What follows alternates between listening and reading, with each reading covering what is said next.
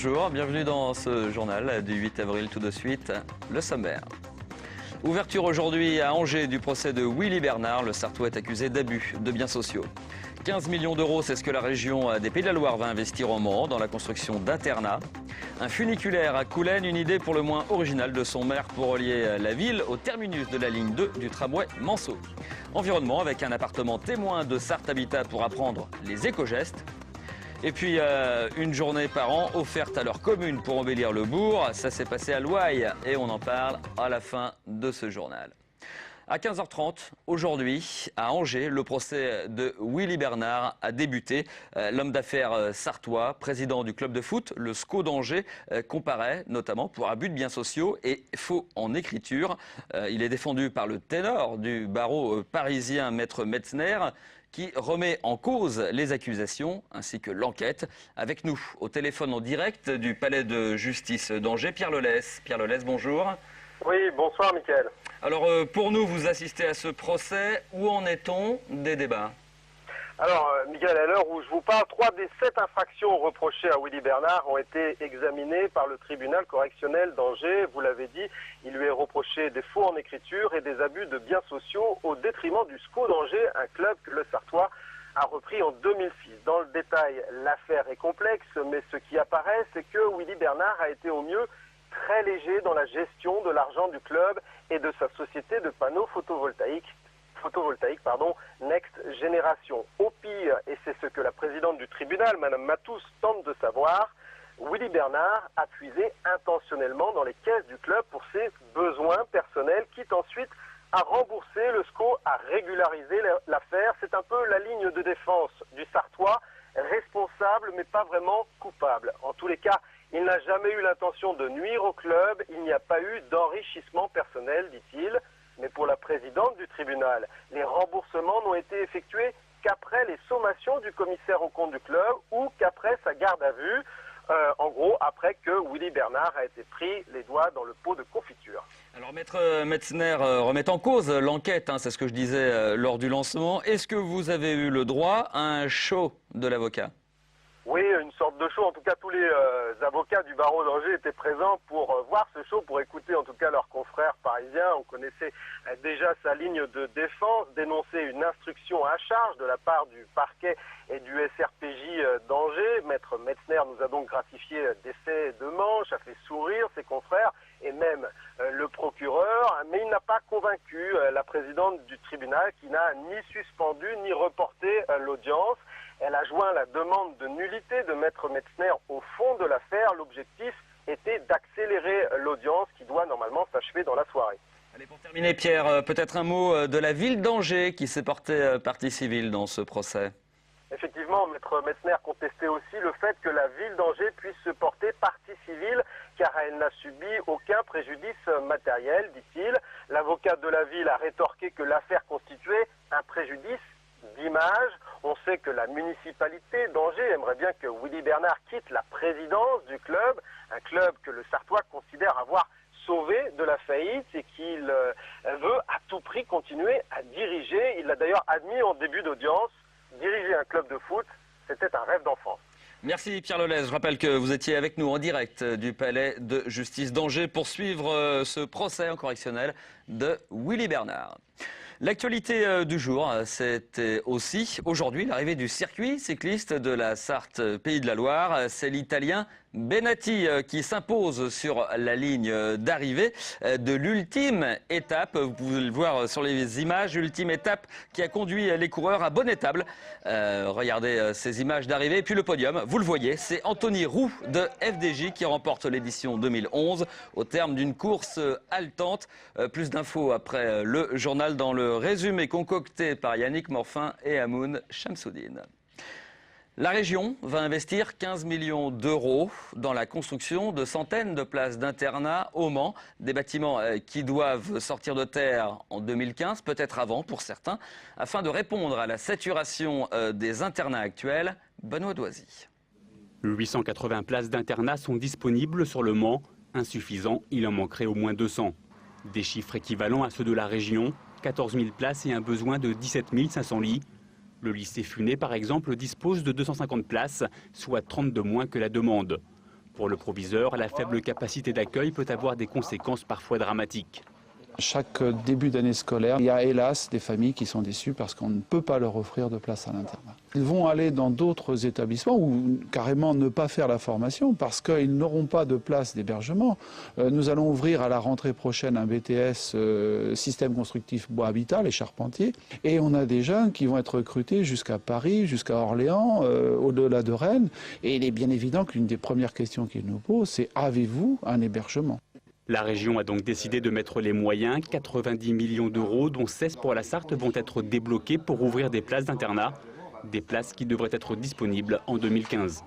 Sur le Mans, il y a besoin au moins de 200 places en plus. Donc on va rénover et on va construire. D'abord, rénover et agrandir l'internat du lycée Le Mans Sud. Et puis on a Funay-Boucher pour ce lycée et pour les CFA autour, pour les apprentis autour. On a pris la décision de construire ici un nouvel internat, on va dire d'une centaine de places. Un internat devrait également être construit pour les lycées du centre-ville. La région dispose de 2 solutions. Soit elle utilise le site de l'ancienne école de gendarmerie, soit elle occupe un terrain du conseil général situé derrière le lycée Bellevue. Le projet, dont le coût oscille entre 5 et 7 millions d'euros, permettrait la création de 150 lits. La décision devrait être prise en juin afin de démarrer les travaux le plus tôt possible. Perturbations à prévoir si vous allez faire vos courses demain dans le magasin Carrefour Le Mans Sud.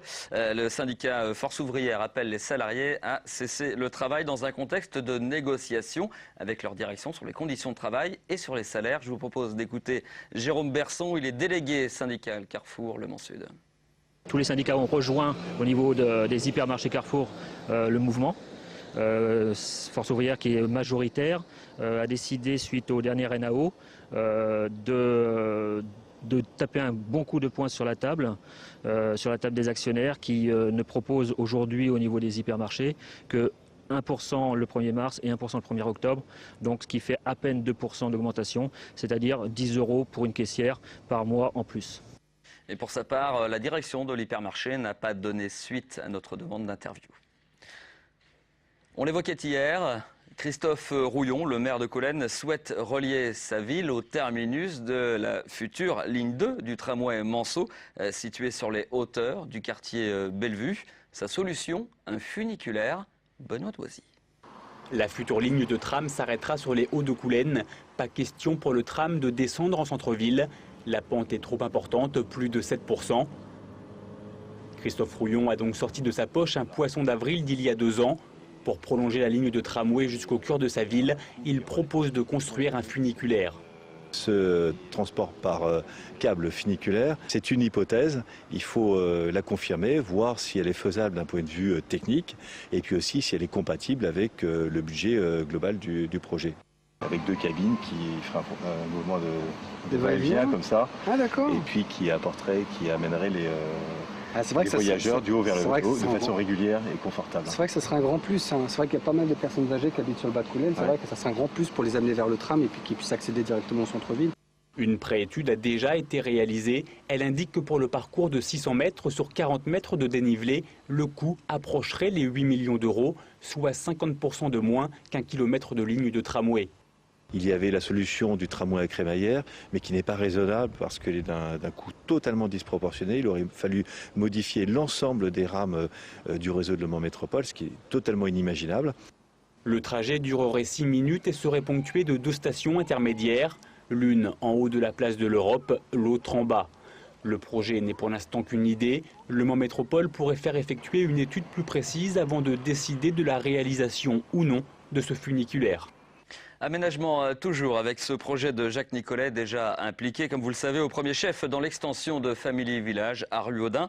Il veut implanter en face l'Institut Ecodim consacré à la formation. Je vous propose de l'écouter au micro de Pierre Lelès. Le concept de JN Automotive, c'est d'essayer de développer sur le site des Hunaudières et en même temps du Family Village des activités d'une part autour de la formation dans le cadre des énergies nouvelles, notamment dans le domaine des transports, et puis de développer un concept à la fois commercial et loisir autour de la passion des 24 heures, aussi bien voiture que moto et puis du sport automobile d'une manière générale. Allez, en route pour Sablé-sur-Sarthe à présent, puisque l'office HLM Sarthe Habitat y a aménagé un appartement témoin, appart éco, pour y apprendre les gestes écolos. Il ouvrait ses portes cette semaine et pour 3 mois. État des lieux avec Gaëlle Pignolet. Bienvenue à l'appart éco. Meublé, équipé et même fonctionnel, en apparence, cet appartement de Sablé-sur-Sarthe ressemble à n'importe quel autre. Sauf qu'il s'agit ici d'un logement dit éco-pédagogique. Dans chaque pièce, les gestes du quotidien sont analysés. Le but, sensibiliser les visiteurs à leur consommation d'énergie.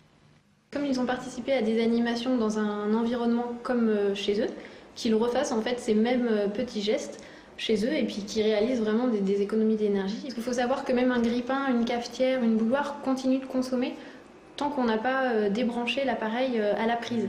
Du coup, mis bout à bout, tous ces petits appareils électroménagers font une belle somme à l'année en fait. Débrancher les appareils au lieu de les mettre en veille. Fermer le robinet lorsqu'on se lave les mains. Ou encore opter pour des ampoules basse consommation qui consomment 4 à 5 fois moins d'électricité, autant d'économies qui peuvent être réalisées chaque jour. Le projet est mené par Sarthe Habitat, une première dans le département pour l'instant. On verra par la suite, pourquoi pas, oui, refaire ce logement dans d'autres villes de Sarthe où il y a des logements Sarthe Habitat vacants. Il est possible de visiter l'appart éco jusqu'en juin.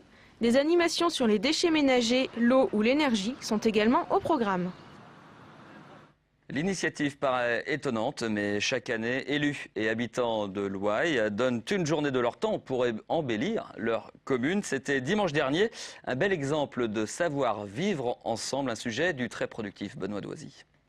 Les pieds dans l'eau, Jean-Marie nettoie le ruisseau. Comme une cinquantaine d'autres habitants, il participe à la journée bénévolat.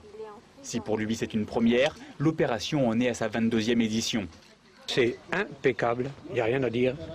On a une municipalité qui s'occupe très très bien du système et il faudrait que ça continue. C'est génial. La journée bénévolat, c'est une fois par an. Les employés communaux travaillent gratuitement, les habitants mettent la main à la pâte.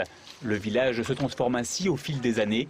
Mais au-delà de l'aspect travail, c'est aussi une histoire de convivialité et de cohésion.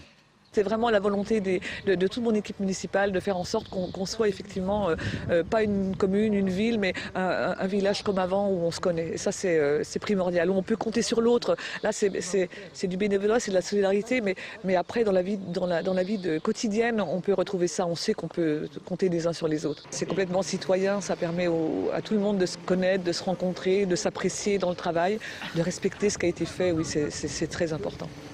En aucun cas, il ne s'agit de faire à la place des agents communaux. Les travaux sont choisis par les habitants. Et pendant que certains remuent des gravats pour faire un chemin, d'autres sont au fourneau pour nourrir les travailleurs. L'ambiance est chaleureuse et même les plus jeunes aiment le concept. Cette année, ils devaient réaliser une fresque pour leur école. J'aime bien tout. J'ai fait la peinture là-bas. J'ai peint l'herbe. Ouais. Et aussi le contour des petits poissons. Moi, j'aime bien être bénévolat. Pourquoi t'aimes ça? Parce qu'on aide des gens et tout ça. Une petite pause bien méritée avant de reprendre le travail. À Louail, c'est sûr, on a trouvé le véritable sens de la citoyenneté participative. Allez, quelques idées de sortie à présent avec le beau temps annoncé en Sarthe ce week-end. L'occasion de vous rendre dans l'une des 14 exploitations agricoles qui ouvrent leurs portes dimanche dans le cadre de l'opération Bienvenue à la ferme. De quoi découvrir et déguster. Renseignements sur le site internet www.bienvenuealaferme.com. Et puis événement BD avec la séance de dédicace de Manu Larsenet. Et il est invité par la librairie Bulle du Mans. Une séance à la mairie pour la sortie du tome 2 de Blast. Ça se passe samedi à 15h. Voilà, ce journal est maintenant terminé. Merci à vous de l'avoir suivi. Prochain rendez-vous avec l'info, lundi 18h30 pour le direct. En attendant, passez un excellent week-end sur LMTV. Au revoir.